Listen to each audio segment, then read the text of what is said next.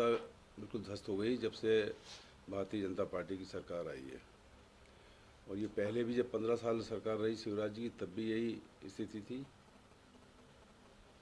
कि मंदसौर में किसानों की हत्या हुई थी और भिंड मुरैना में जिस तरह से अनुसूचित जाति के लोगों, दलित लोगों की जिस तरह से हत्याएं हुई थी, ये सब उनके राज का खेल था। और वही चीज़ रिपीट हुई फिर गुना में, जब एक राजकुमार अहिरवार की जिस तरह से उसके परिवार की उसकी पत्नी की और सब पिटाई की गई। और हमारी टीम भी जो कमलनाथ जी ने आई थी वो गई थी वहाँ, मंत्रियों की, अन्य विधायकों की, उसकी मदद भी की और ये मांग की है कि उनको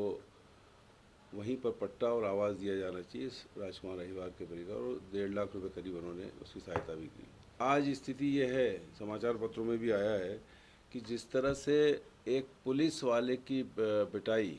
राजेश सिंह दाहोर करके है, शिवपुर में विजयपुर सड़क पर थप्पड़ मार रहा है एक कोई बंटी रावत करके, तो मैं समझता हूँ कि कानून व्यवस्था पूरी से ध्वस्त है। और जब कोई हैंडपम्प के लिए बात करता है कि वो ठीक नहीं हो रहा कि उसी श्योपुर से, तो कहा जाता है कि पागल है और ये हैंडपम्प इसी की छाती में गाड़ दिया जाए। ये मैंने कहा था, ये 2 दिन पहले जब चर्चा चल रही थी कि विधानसभा सत्र होने में कोई दिक्कत नहीं थी, लेकिन भारतीय जनता पार्टी ने कोरोना की आड़ लेके, जब कांग्रेस ने कोरोना का कहा था तो उन्होंने कहा था ये नौटंकी है, लेकिन आज ने, क्योंकि अब शासन प्रशासन में है, उनके अध्यक्ष हैं, और जिस तरह से बात हुई है कि इसको अनिश्चितकालीन के लिए स्थगित कर दिया। मैं समझता हूँ कि ये विधानसभा अगर चलती तो ये रोज़मर्रा के जो मुद्दे आज हैं लोगों के, जो परेशानियां हैं, इन पर बात हो सकती थी। विधायक अपने क्षेत्रों की बात कर, सब लोग जा ही रहे हैं, विधानसभा क्षेत्रों में जा रहे हैं, प्रचार भी हो रहे हैं, भीड़ भी लग रही, सब कुछ तो हो रहा है। फिर ये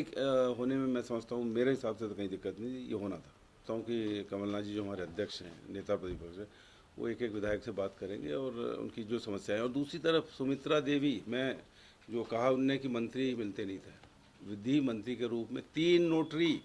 बहुत नोटरी जिंदगी भर के लिए होता, वो हमने इनके बनाए। इनके 3-4 AGP वो धर्मस्व विभाग से पैसा दिया, तो ये कहना बेमानी है कि इनके काम नहीं हुए, पर इनको लग रहा है यहाँ तो सब काम हो गए, अब सरकार है नहीं, कुछ वहाँ से अपनी विधायकी भी बचाओ जो वैसे भी जाने वाली है, हाई कोर्ट में मामला है, माल भी मिल रहा है, और एक और हैगा कि हम जो सरकार है उसमें है, वहाँ से कुछ काम करा देंगे। सुमित्रा देवी का मैं समझता हूँ, समाज पत्रों में आपने पढ़ा होगा, इनके पास फर्जी प्रमाण पत्र था, जिसका कि वहाँ की जो पूर्व विधायक है मंजू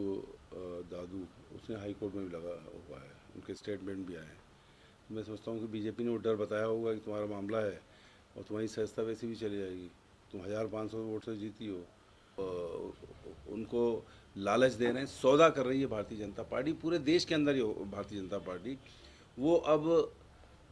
जनता में जाके चुनाव जीत के सरकार नहीं बनाना चाहती, अब वो हर जगह ये करेगी कि इतना पैसा उनके पास आ गया है कि सरकार नहीं बनी तो खरीद लो, और ख़रीद फरोख्त करके सरकार बना लो, ये उनका ध्येय हो गया।